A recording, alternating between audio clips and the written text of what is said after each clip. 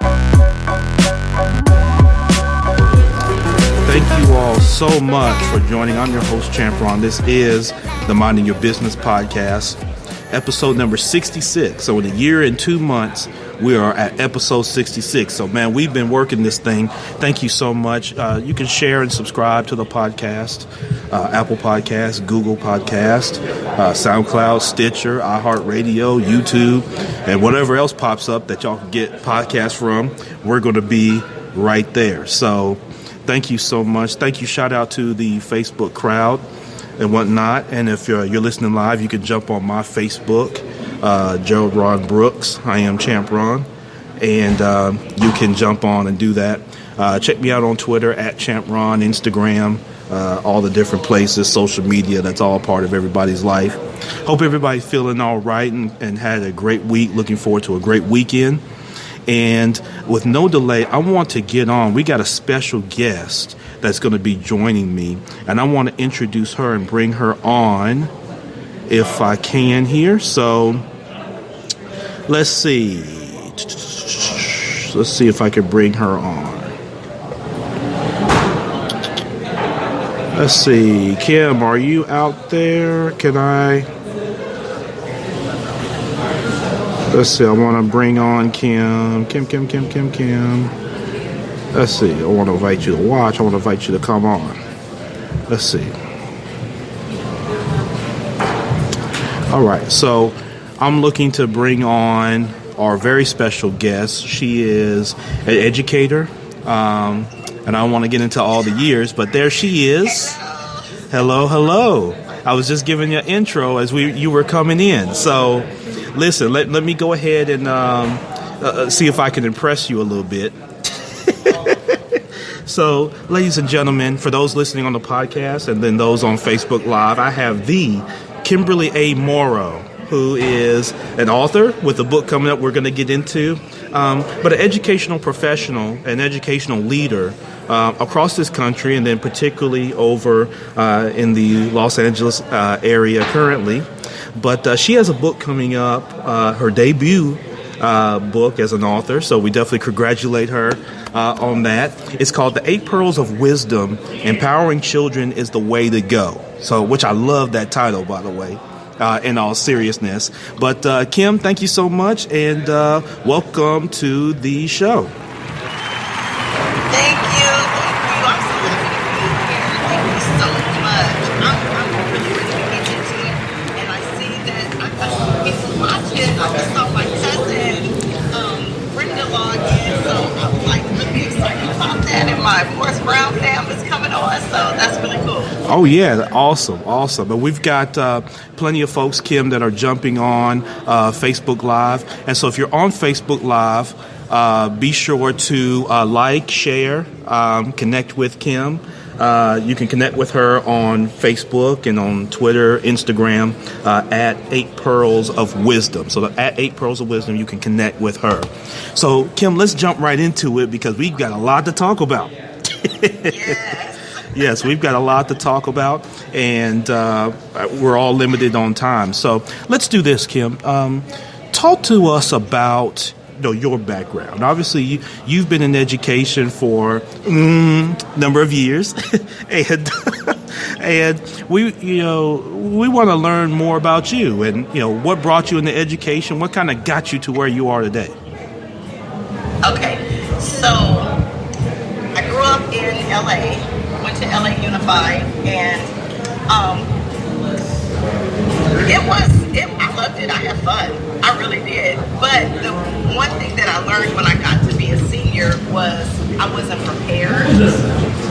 I share this in my book that I'm seeing my senior counselor senior year, second semester. So she calls me in April and she asked me, I'm so sorry, I'm at the doctor's office, so this might be a little noisy. No, that's okay, not a problem. She asked me, what do you want to do after high school?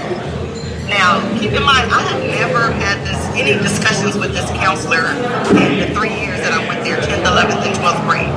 So she's asking me in April when college applications were already been turned in.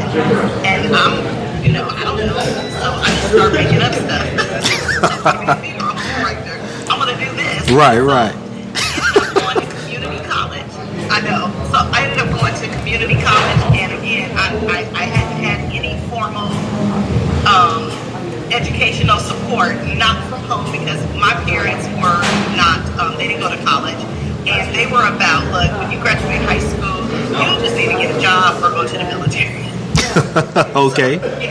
So I wasn't brought up with, you go to college, you need to go to college. No, it was you need to get a job, work that job for 30 years and retire, or go to the military. Two choices. So I went to community college, and bad study habits. Community college was a party to me. It's like, okay, well, when are we going to the community, to the center, the activity center? Right. We're going to go play cards. We're going to do this. Right. I'm sitting in class like, is it time to go to the activity center? So I wasn't really a serious student, but I always had this desire to do more, and I wanted to teach, but I just didn't know how to make it there. And so finally, after being dismissed from 2 community colleges, yes, I said it. Dismissed. You say from 2? And it says you have been academically dismissed. From 2 community colleges. 2 community colleges. El Camino, Oh, wow. and West LA. Okay. So I went to El Camino, then I went to West LA, then I went back to El Camino. And just before they were about to give me that next letter, because I felt it coming, I ended up applying to Morris Brown. Morris Brown saved my life. Morris Brown, I went there and I really learned how to be a serious student. And I got so much support, and that's when I really, my drive to want to go into education kicked in. But then I had a hiccup along the way, and I don't call her a hiccup because that's my baby and my blessing. Yes. I had a baby. Okay. I got pregnant, I think it was my junior year of college, and I had her, so I had to leave, go home, go to community college again, and had her, came back to Morris Brown my senior year, and I was on a mission from that point. I was like, okay, it's no playing around, I gotta graduate. Which subject do I have the most credits in? Because I was like all other college students, I think I'm gonna major in this. Right. I think I'll major in this, so I changed my major about 5 times. And finally, when when I realized, okay, I need to see how many classes I have the most in, and that's the major I'm going to choose. And it turned out to be history. And it turns out all those times I was changing my major, they never officially changed them. So okay. when I got there, I declared history as a major, and all those times when I went to my counselor and said I want to change, it never got changed. So I was still on the books a history major. And so I added everything up and figured out this is what I need to graduate. Graduated, went home. By this time, I'm working in the admissions office at Morris Brown, and I'm loving it. And I'm like, ooh, I want to do this. And so when I get home, I wanted to do that, and I started applying all over the place. And remember, I have a baby. Right. So I need to get a job, and I need to get a job that pays well. So at this point, being a teacher is not, that's not in my mindset, because you know what they say, teachers don't make no money. Right. That's what Right. everybody was telling me, teachers don't make no money, you need to get another job. So I'm looking, putting in all these applications, and I'm telling people if I get the interview, I'll get the job, because I interview very well. Yes. I never even got called for an interview. My mother walks in, and my mother is like, she's supportive, etc., but she thinks all of this is some hokiness at this time. Right, like, right. Oh, please, you need to get a job. Yeah, stop playing. She comes in here with the want ads, and she says, the Rio Valley School District is hiring substitutes, and all you need is a college degree. You need to go get a job. You need to apply for a job there. I looked at her, I don't want to be a teacher, because I'm thinking, I got this baby, I got to make some money. Right. And so I'm still on, still looking, still putting in all these applications, and I'm just like, if they just call me in, they'll hire me. No call. Wow.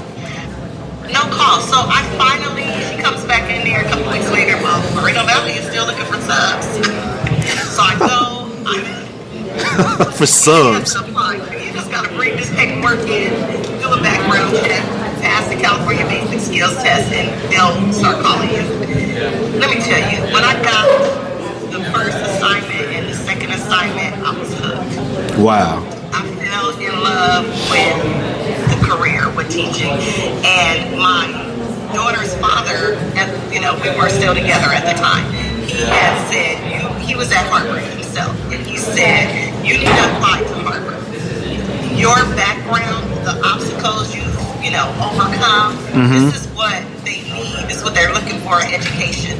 Yeah. And of course I'm thinking, look, I got kicked out of 2 community colleges, they're not going to accept me at Harvard. That's at Harvard. And the transcript says it. You're right. You got to submit all your transcripts. Right, exactly. So it's no secret, it's on the transcript. Right. So they all know that for these 2 community colleges.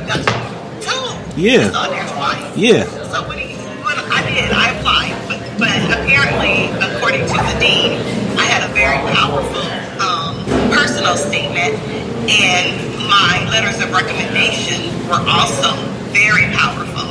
So I got accepted to Harvard, and after that, it's just been an amazing ride, and I bring all of that to the classroom.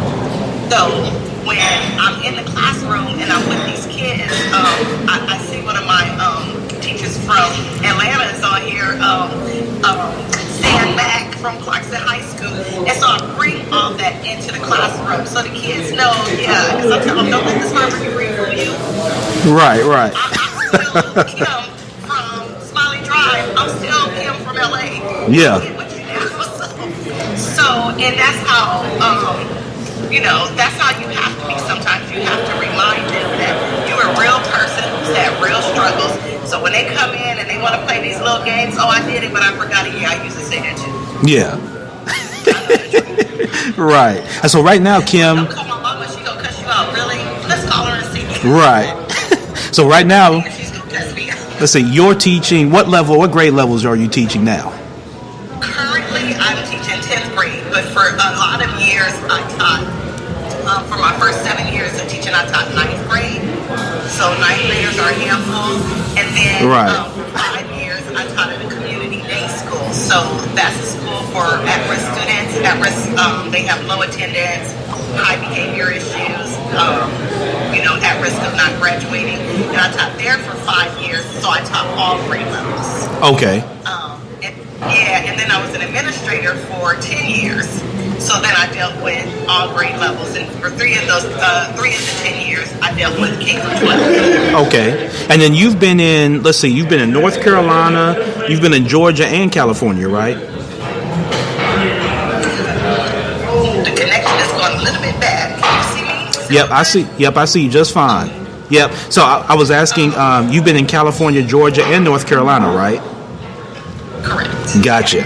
Okay. Yep. And so, I guess, Kim, how would you compare those school systems? Like, how would you compare education and how it's presented in different states? Because that's unique that you've had that experience.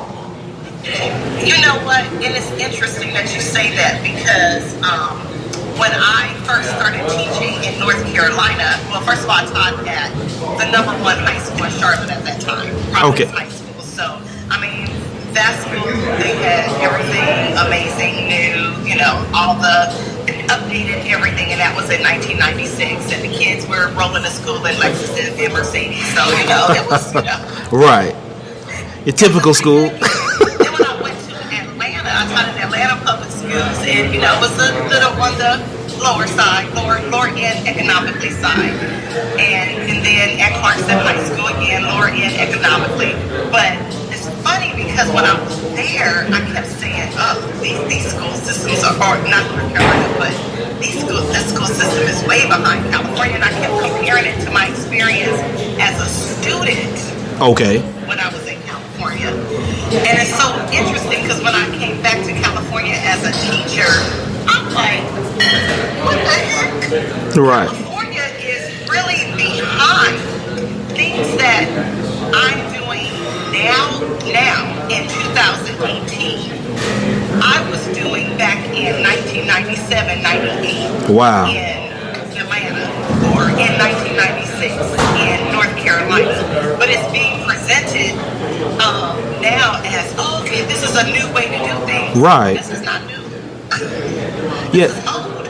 So I'm seeing there are a lot of, it's different. I feel like when I was in Georgia, I thought they were so behind. But now I'm in California, I'm like, okay, they're pretty behind too. And then some things that the teachers are talking about doing or the administrators are bringing in, they're things that I learned when I was a graduate student at Harvard. Yeah. From 1995 to 1996. Right. So it's just interesting. I think I don't necessarily think it's a state issue. I think it's whatever district you're in, you know? Okay. The district you're in. Because actually when I was in Moreno Valley, I felt like we were pretty on top of things. But then I came to where I am now. I'm going to out them. Where I'm now. And I just feel like, you know, things are a little slow. But Yeah. then I go visit other schools because I'm a WASC visitor, and that means Western Association of School and Colleges. It's a entity that goes to schools to determine if they get accreditation. Yeah. So I visit other schools, and so it's not. I don't think it's a state to state thing. I think it's a district thing. Depends on what district you work for and how forward thinking that district is. Okay. So, but I'll tell you this: kids are kids. Yeah, wherever you go. Kids are kids, and I tell these kids, look, I've met you before. I met you back in 1997 at Clarkston High School. You are not new to me. And they go, what are you talking about? What Right. The attitude, Seen it all. You know how they act. That doesn't change. Yeah. Wherever you go, it's the same. Yeah, like you say, kids are kids, wherever you go. Kids are kids, no matter where, no matter their socioeconomic background. I had some knuckleheads when I was at Providence High School. Mm-hmm. They are grown now. They may have had money, but they were knuckleheads too. Right. No doubt about it. No doubt about it. So, Kim, let's get into the book. So, 8 Pearls of Wisdom, Empowering Children is the way to go. What inspired you, coming from your background, to write the book? I'm sorry. I had to plug in my phone because the battery is going low. No, it's okay. I'm so sorry. No, it's okay. Not a problem. So, what I was asking was, what inspired you to write the book? Well, first of all, I get asked all the time by parents, what should I do about this? How can I engage my student better? So I'll be more specific with the questions. How can I engage my students? How can I get them motivated? How can I get them interested in going to college? I don't really know how to do that. When should I start talking to them about going to college? And again, these would be parents I would meet in high school, and I'm thinking, you haven't started having that conversation about college. You should have had that conversation a long time ago. And then when I was at the K-12, parents would ask me, should they be doing this? They're not in high school yet. They're only in middle school, or they're only in elementary. Yes, they should be doing this. You should have started this before they even started school. Mm-hmm. It's a program, I think it's in California, it's called First 5. And it really deals with what parents should be doing in those first 5 years. So before they even come to school. There are things that the parents should have been doing prior to that. Yeah. And in San Bernardino County, we have a thing from cradle to career. So it tells you different things from cradle to career that you should be working with your child on. And so I just wanted to pass that information on, because unfortunately, parents, we get busy with work, we get busy with trying to bills. Yeah. So right. These things fall by the wayside, and so I wanted to give this information to parents in a easily accessible way, and then give them practical things that they can do. So not just in theory, but in practice. And I do that by sharing my personal stories, and a lot of them are surrounded with my son, who was diagnosed with the learning disability when he was 3. Okay. Yeah. And so for I want to say, so for 16 years, because he's 19 now, and I'm still, working with him, he's, had a struggle with school. And I could see at one point where he was starting to shut down, and so, but he loves animals. And every time we would go to Barnes and Nobles, he would want to get a book about animals. Okay. And, he was probably like 4. And so I got, we parents get frustrated, especially when our funds are limited. Right. And I got a little frustrated with him. And I was like, you have all these books. You're not even reading them. You don't even know what these books say. He may have been about 4 or 5. Right. He said, yes, I do. Well, what does this one say? And he told me, he was like, well, that's about, etc., penguins or whatever. Right. And I realized that this kid loves reading about animals. And from that point on, I just nurtured that love that he had for animals. And so that meant that we would go to the zoos, and I would get him books, and we would talk about the different careers. So in 7th grade, this kid knew in 7th grade what he wanted to be, what school he wanted to go to, and what he needed to do to get there in 7th grade. And he has a learning disability. Yeah. And so I tell parents, they can start early. And so, like I said, he's still, there's still struggles, because his reading level is not what our reading level would be, or what the reading level should be for a kid his age. So he does have to get accommodations, and he does have to get support. And but he's at the school. He's waiting for surgery right now, so he's not in school this semester. He's getting surgery soon. Okay. But, he did go to the school where he wanted to go to. Okay, good. Yes, excellent. And so our guest today is Kimberly A. Morrow, author and educator. And so Kim... And parent, of course, definitely. And many of us on here are parents. And so let's speak from a parent standpoint, since we've got a gist of the book. So from a parent standpoint, take us back to that day, Kim, when you had your first child. So while you were in college, you had your child then, right? And so take us back to that time of, what was going through your mind. I've got a lot of friends, and there are a lot of people that are listening to this podcast and on Facebook Live who had children maybe while they were in college. And they can relate to the different struggles and things like that come about. So can you take us back to that day, and what really motivated you to really keep going? Because you talked about, you kind of going and, having had struggles with the other community colleges and things like that. But I'm always interested in what is it within you that keeps you going, when you're at a young age and now that you're a parent. I didn't become a parent until I was 29, right? So I was already well past that stage and at a certain maturity level. At least I felt I was at a maturity level.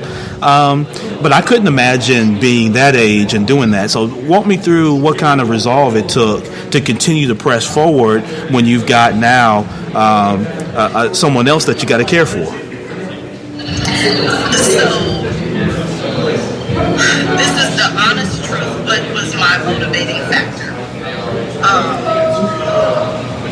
I was a black single mother, young, and I did not want to be a statistic. Now she's a single mother, she's going to be on welfare.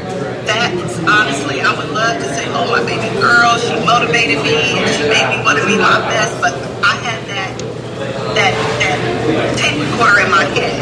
I could hear my father's voice, basically. Okay. And so, because he had his ideas about single mothers or single women having children.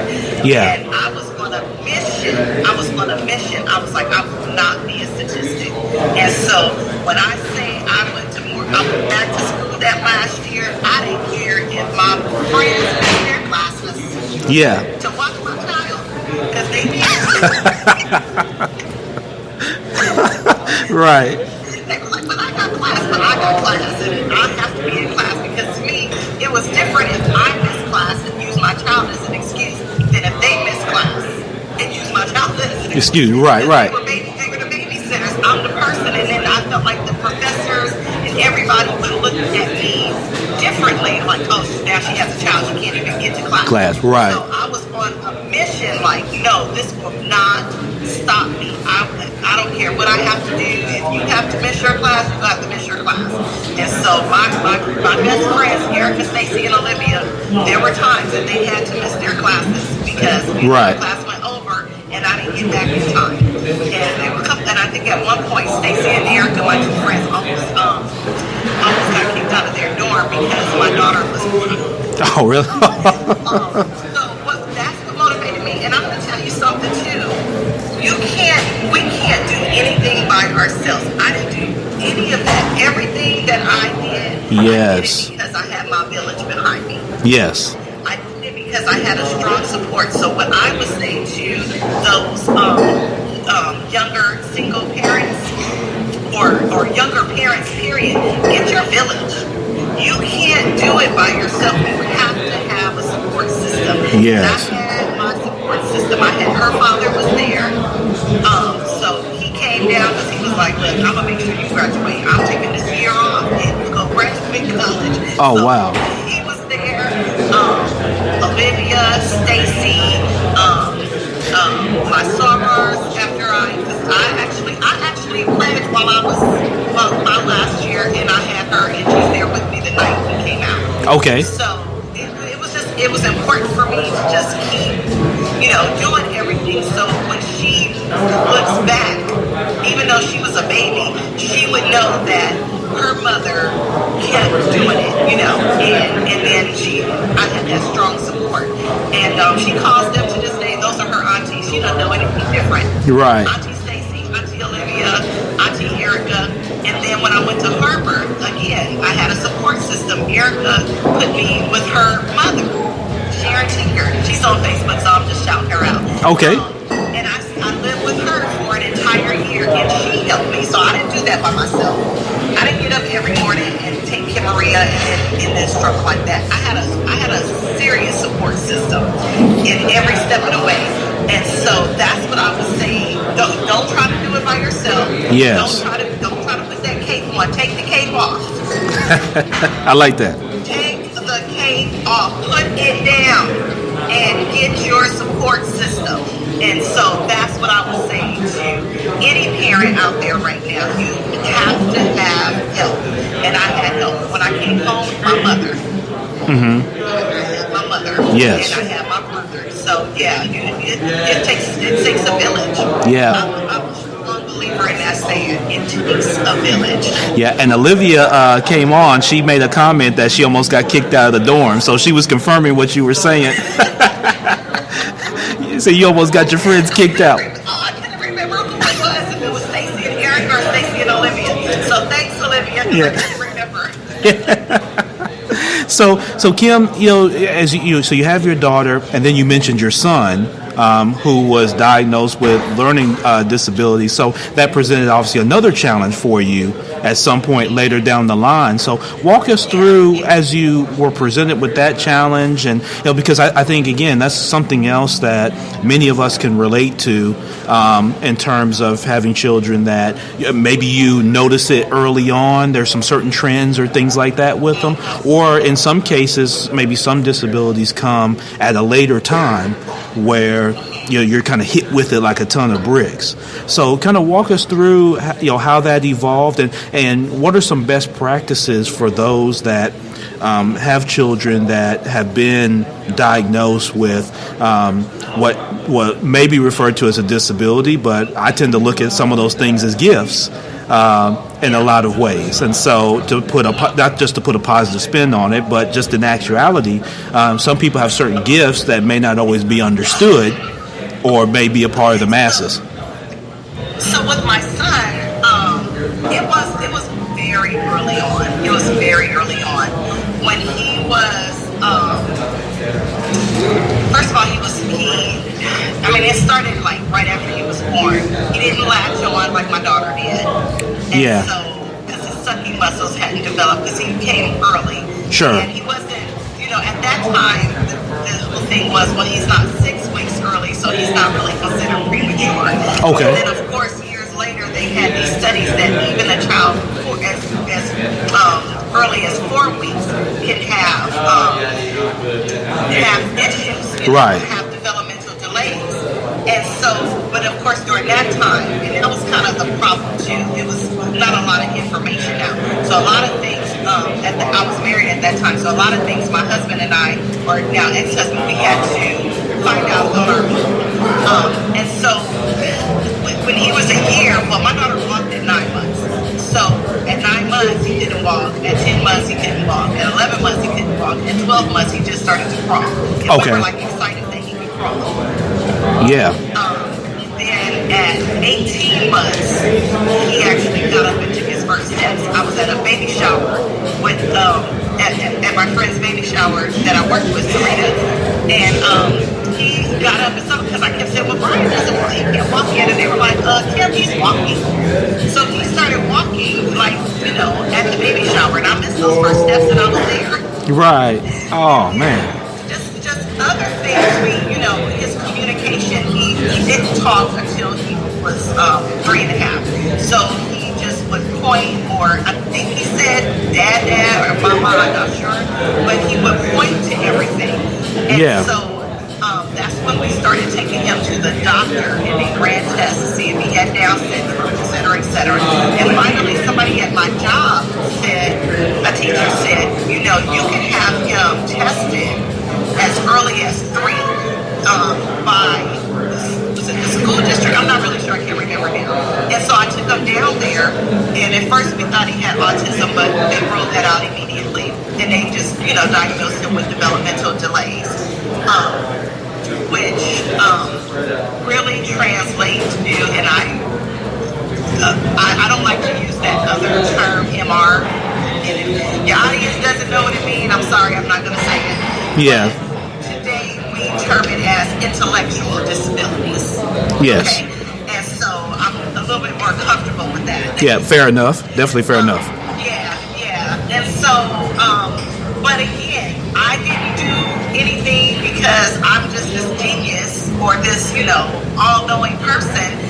People had to tell me. I had people coming to me and saying, why why don't you do this? And then by that time, I had a village again.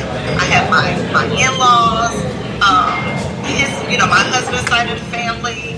I mean, he had a huge family, so there was a lot of support because we lived in Atlanta. Okay. There was a lot of support there. And so, again, the takeaway is I've never done anything on my own.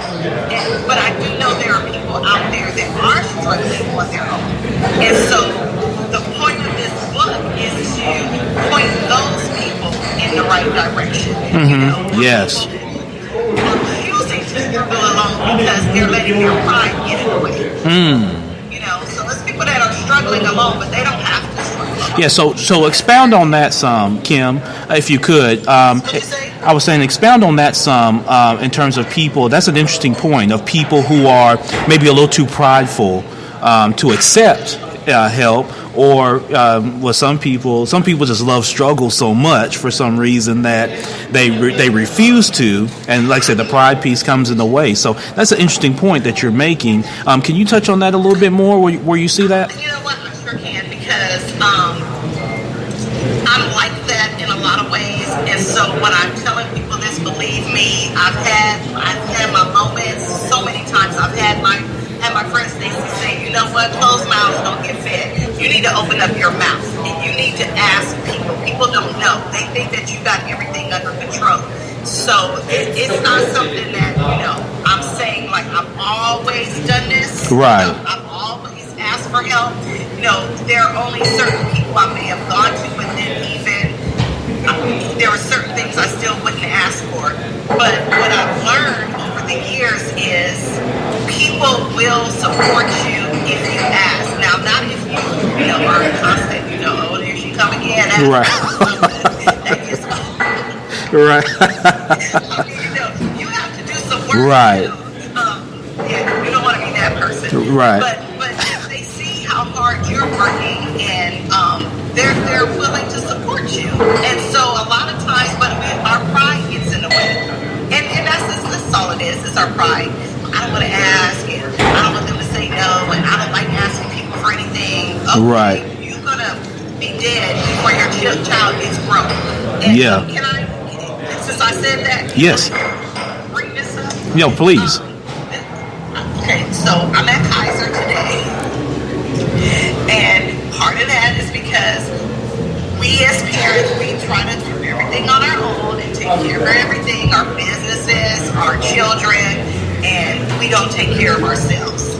And so the reason why I made that comment, okay, you keep doing that, you're going to find yourself dead, is because those things, having a child with special needs does cause a lot of stress. Yes. I'm not even going to say it's been easy. It's been, it's nothing. I just get my village and, we do things. That's not correct. That's not true. It's still hard because at the end of the day, you're still looking at your child. You want to be quote unquote normal. Yes. And not have to struggle with everything. And then you find yourself trying to do all these things to make their lives easier. And then what happens is you find out that you've depleted yourself. You don't have anything left to give. And unfortunately, my age, I'm a woman of a certain age now. Of course. You do all these things and you start to run yourself down, and then, you end up having a freaking heart attack or a stroke. Yeah. High blood pressure, diabetes, all those things are manageable. And they are, they may run in your family, but there's a lot of things we can do to control those things. We can do take time for ourselves and exercise and walk and meditate, eat healthy. And so I'm here getting my blood pressure checked. Yeah. I got to get my blood pressure checked today, and I have to get my, other things checked because right now I'm in this space where I'm trying to do a lot, and I don't want to end up having a heart attack or a stroke and not being able to fulfill my purpose. So yes. Yeah, it's important. We got to take care of ourselves. And so for those parents out there who want to continue to wear that cape, I'm sorry. You're putting your life in jeopardy, and then you're not going to be able to help your children. They're going to have to figure out how to help you. Yes. So, and I've been there. I've experienced that. You know, where now my daughter was really, she really had to step up and take care of me and take care of my son, and that's too much to put on a 24-year-old. Yes. You know, that's too much to put on a 24-year-old, especially when there are things that I could have done to alleviate the situation. Yeah. So, my goal now is to really take care of myself and allow others to step in. And so, that's where I am now. Yeah. Well, Kim, I appreciate that transparency. Definitely. I thank you so much for that, because I think that helped a number of people. There have been some comments even on the live feed, so shout out to everybody on Spreaker who has been, along with people on Facebook Live who have been sharing comments, and there's an Amen corner that started out for you. So there's a lot of some ladies that are shouting Amen and high-fiving, and there's a lot of hearts and stuff going on that as well. So I think everybody appreciates your transparency on that, and you're extremely right. Oftentimes in this hyper work environment that we're in America, where we're so much on the grind and we want to be tough, and like you say, we want to wear that cape, and we forget about ourselves. And no matter how much money you make, no matter how successful your business is, no matter how much you grow on your job or your career, whatever that is, if you don't take care of yourself, you're really doing yourself a real disservice, not just to yourself, but to your family, to your business, to your community, when you're not available because you neglect yourself. I often, when I consult with business owners, so I'll talk with a CEO and I'll describe to him or her a scenario, Kim, where I may say, well, okay, Ron, what if you had an employee that you never let go on vacation, that you never gave time off to, that you never encouraged them to spend time with their kids, that they're always at work, and and I go down the line, and they always will say, well, that's terrible. That'd be a terrible company. Well, I wouldn't want to work there. And that employee should do this and they should do that. And I'll tell them, I say, well, Ron, that's you. That's how you treat you in your business. When you start a business, you're immediately not just the owner, but you're HR, right? From the very beginning. And your first employee is yourself. You hire yourself. So when you get your business license, you're doing a bunch of things all at once. And you're starting your business. You're now the CEO of the business. You're now the board of directors, and you're also HR, and you're the first employee, right?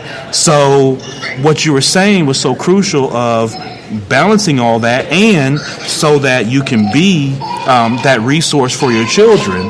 And so I definitely applaud you and everybody that's listening who has taken that mindset. And then if you haven't, you should listen to Kim, because she's given you a great kind of platform to be transparent and be real with yourself. And so I appreciate you doing that.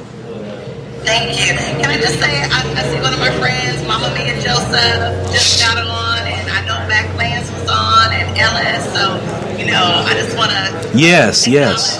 Thank you. Yes, thank you all for joining. We appreciate you. And our guest today is Kimberly A. Morrow, author of the upcoming book, 8 Perils of Wisdom, Empowering Children is the Way to Go. Kim, when will the book be available? So the book will be available November 1st. And for all my folks in LA, I have a book launch, which will be November 4th. At Hilltop Coffee and Kitchen from 4 o'clock to 6 o'clock.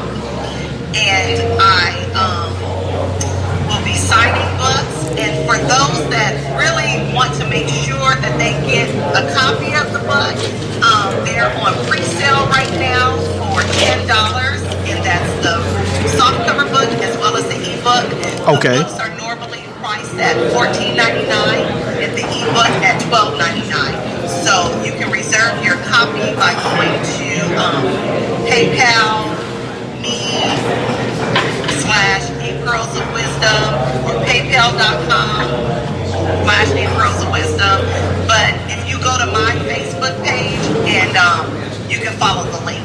Yeah. So you can go to 8 Pearls of Wisdom on Facebook, 8 Pearls of Wisdom, or you can go to Kim A. Morrow Arthur or Kimberly Morrow. So I have like a number of ways for you to get the information, and then I'll also share it to your page. Yes. Yeah, I was going to say, if you would... For your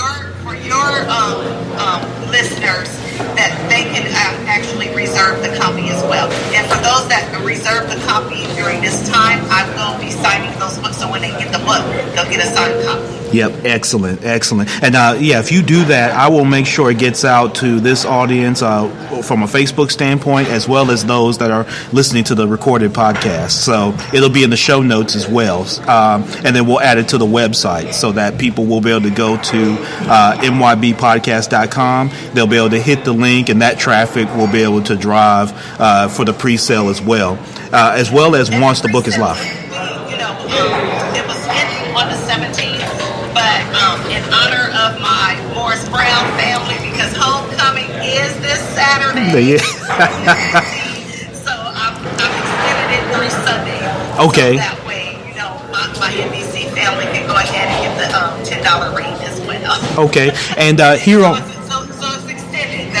The pre-sale is extended until October 21st. Excellent. And Olivia's already done us the honor, so thank you, Olivia. She put the link in the comments here on Facebook Live. So for those that are on Facebook Live, or if you happen to come to my page or Kimberly's page, either one, and you see the recording of this podcast, you'll also see the link posted by Olivia. So you can go right now, go ahead and pre-sale. I encourage you to do that. I will be doing so as well from a leadership standpoint. So I want to make sure I get my signed copy. And so that I can read that, and then we want to have Kim come back on after the book is launched and it's out there, and after the first 1 million copies or so are sold. We want to get out there and then have her come back after she does Ellen.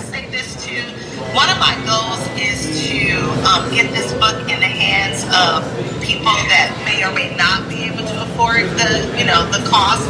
And so I have a speaking engagement on November 7th. Okay. At a charter school that serves 16 to 21-year-olds who are trying to get their high school diploma. Yes. These are truly, kids and young adults that are getting a second chance, trying to get their high school diploma. So I'll be speaking with them. And what I would really like to do is to gift them with a book. But it's about 30 students, and that's a little pricey. Sure. If any of your viewers, those who are entrepreneurs or business owners, or even just listeners who have a desire to want to help, if they buy an extra book, then I will donate it to the charter school. It's under Youth Builder, and it's in it's on Avalon, so it's Boston. It's not really considered Watts or Compton, but it's definitely in East LA. I looked at the area because I was going to appeal to the business owners in the area. Yes. There are really no businesses over there. Okay. So, yeah. So it's definitely an impoverished area. Yeah. Definitely. Well, definitely, if you can share that, I definitely think that there'll be some people interested, and I want to talk more further with you about that, about getting an extra book or 2 or 3 that you can then make donations to. So if you're looking at 30 books, I'd like to encourage everybody listening to the podcast and watching on Facebook Live and whatnot to support Kim in this endeavor to provide her book to young ladies and youth that can definitely benefit. So we want to make sure that our investment is in our community for the future, and this is one way that many of us can get involved with you. So thank you, Kim, for the opportunity with that platform. Definitely appreciate you there. Let me ask you this as we're kind of getting towards the end here.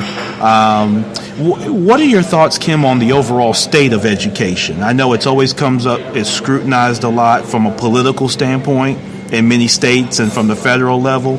Where do you see the kind of the state of education going? What direction is it going, and what should parents maybe be on the lookout for? Honestly, where it is heading is homeschooling, independent study, students, because we live in a changing world right now. When I was the principal of this K-12, I had a number of students who had jobs, and I'm not talking about like they were going to some job, Right. They were working in acting, or working in music, or doing. I had this little boy who was missing an arm. Yeah. But he was a dirt bike rider, or whatever that is, a four-wheeler rider, and he was like 8 or 9, and then his sister, who was like 5 or 6, she would go with the family, and they would change, she would help change the oil. So you have kids that want to be, entrepreneurs, and so with homeschooling, you can really focus on that aspect of nurturing their gifts. Yes. One of my colleagues homeschooled all of her children, except the youngest one, because by the youngest one, she was then divorced and had to go to the classroom herself. So that child had to go to regular school. But the 4 that she homeschooled were all in college by 7th grade. And when I say in college, I mean at the local community college, because that's when students can start taking classes. Yeah. So they had all graduated high school, school and college by 18. Yeah. Wow. Her daughter started teaching, I think, at 19 or 20. Wow. And her daughter is, seriously, anywhere between 19 and 20, something like that. And her daughter...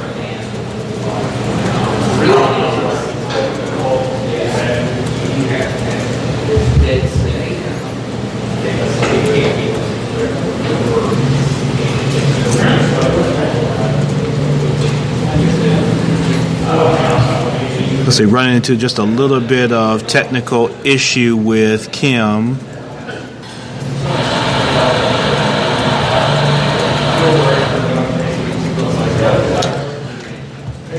Maybe a signal issue, but Kim froze on me.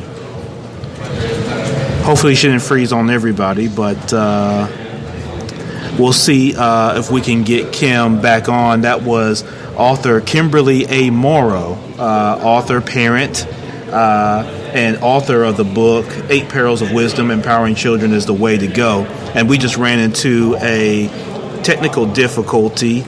As she just said, tech, so not a worries.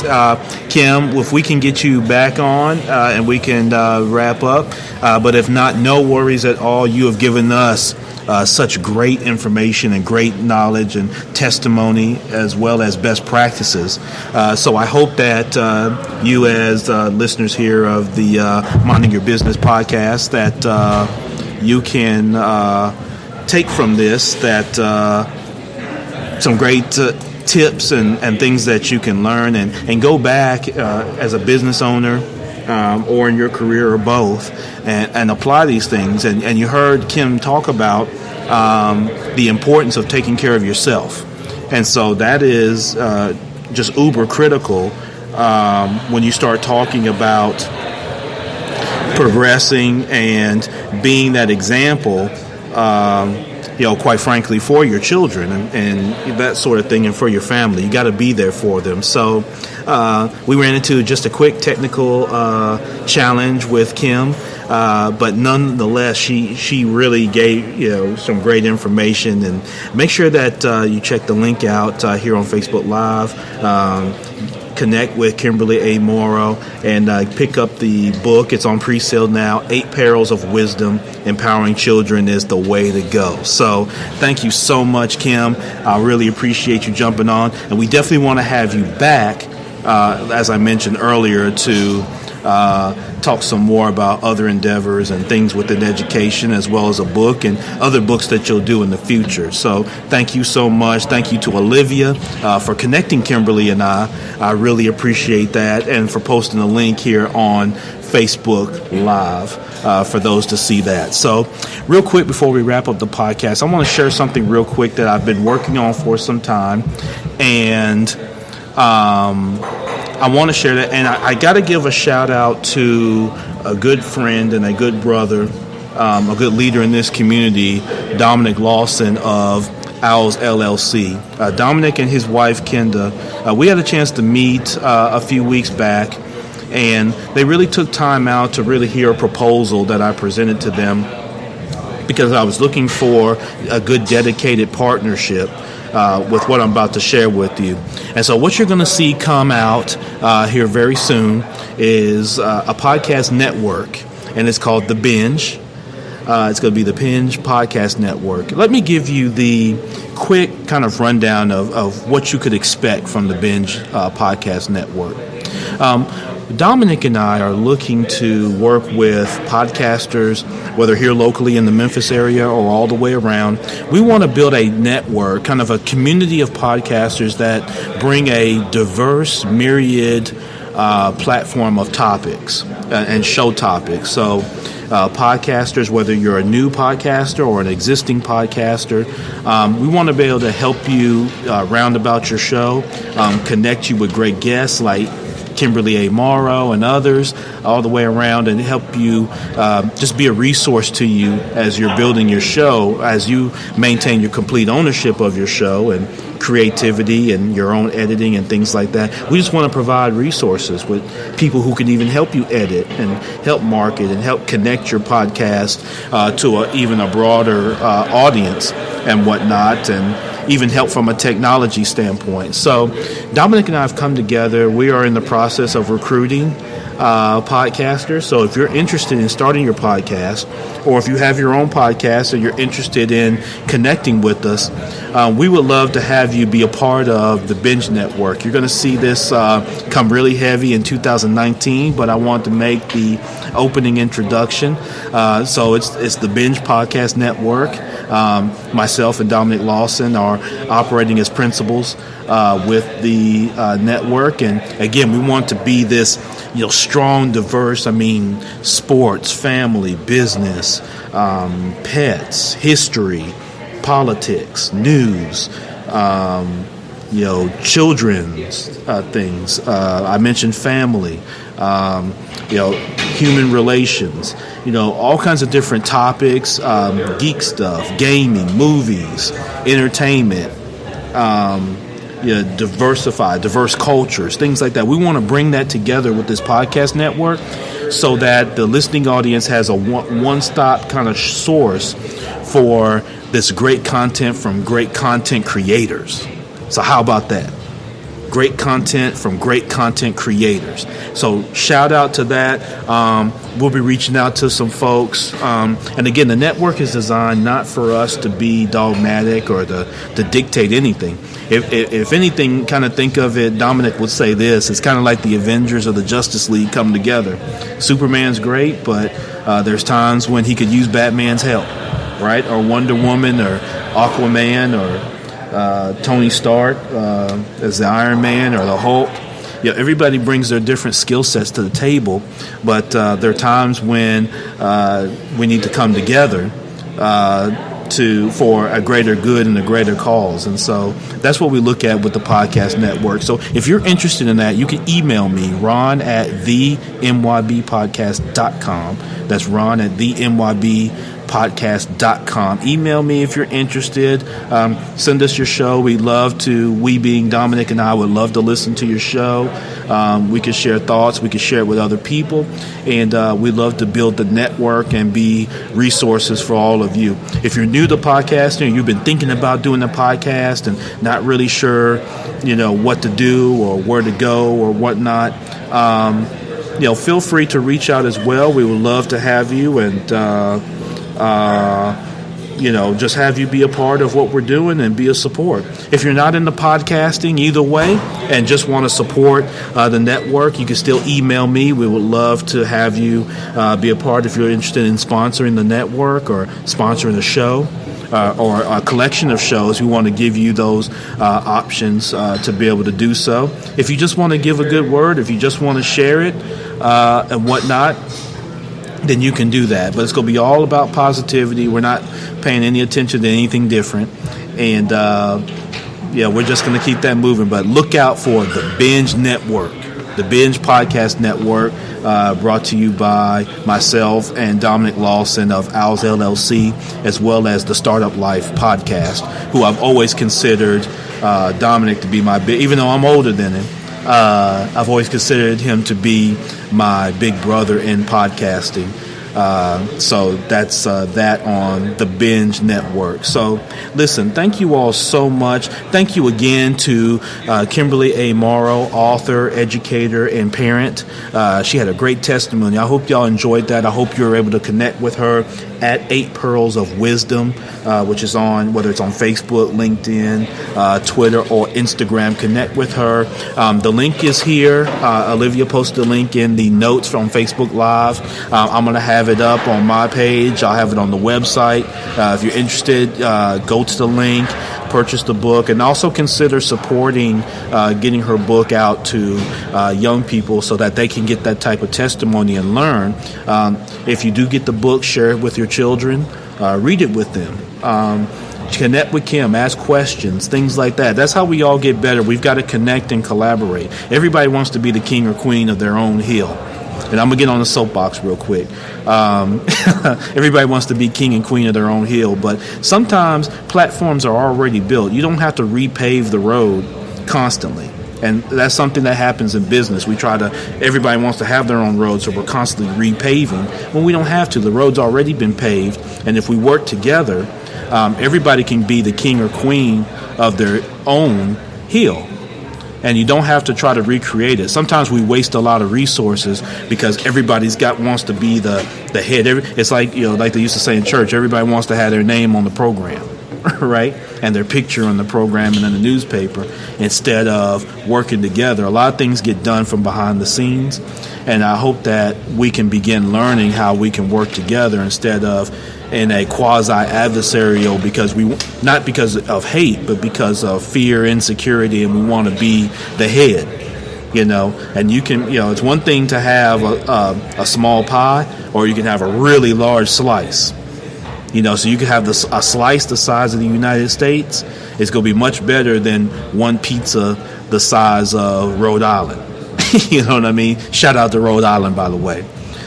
Listen, Alita Hurt, what's up? Shouting out people on Facebook Live. Orlandis Kirby, what's going on?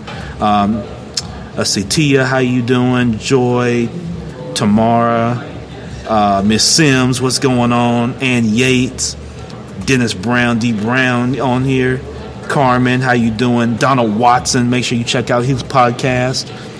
John Wayne. Matter of fact, Donald Watson, if you can post your podcast in the comments here on Facebook Live, that would be appreciated. Gerald, no worries, man. Gerald Jones with the Buy Black podcast, friend of the Minding Your Business podcast, and we've had an opportunity to be on each other's shows and want to do more to support him. BuyBlackPodcast.com is the move that you need to make. Marcy, what's going on? Jennifer Beach, my good sister, what's going on? Darren Borders, what's up, man? Jerry. Madonna Sanders. I was about to get excited. Madonna was on here, but she had a Sanders. I don't know if Madonna's last name is really Sanders or what. Jimmy, what's going on? Rod Selman, what's going on? Financial advisor extraordinary. You need to get with him. Elwin, Kristen, what's going on? Lysander, how you doing? DeMario, Pound Cake, what's going on, man? I need to get you as a guest on the podcast, man. What's up? Anthony, how you doing? Mike Acuff, what's going on? Shouting them out, man. Generosity Network, help you with your digital marketing. Local IQ, you need to get with Mike Acuff if you're serious about your target market. So again, thank y'all so much for checking in. Thank you again to Kimberly A. Morrow. We're going to be back next week with episode 67. We got this thing rounding out. Trying to see how many episodes I can get in with great content before the end of the year. But we've got some great things. And like I talked about the podcast network, you're going to see even this show step up to a whole nother level. You're going to see me get back active. I'm mobile, so I'm not sitting in no fancy studios or nothing like that. I can go right where the people are. As you can see, I'm here at the hub. There's people around doing everything. Look at that. So that was a good show. He's a glutton for punishment. So he's been sitting here listening to it the whole time. That was a good show. So I appreciate it, my man. Thank you so much. But we're here amongst the people. That's what we do, and we're going to go out to different businesses and things like that. So I want to catch you on your home field if you're a business owner and would love to have me come and broadcast the podcast right from your place of business, wherever that is. Definitely do that. Definitely do that. Gerald said it's a great movie. I haven't had a chance to see the movie yet, Gerald. I think he's referring to The Hate U Give. I'm actually going to go check that out probably this weekend, or maybe while I'm down in Florida on next week. I'll get a chance to go check that out, or even when I get back. So appreciate you, Gerald, on sharing that.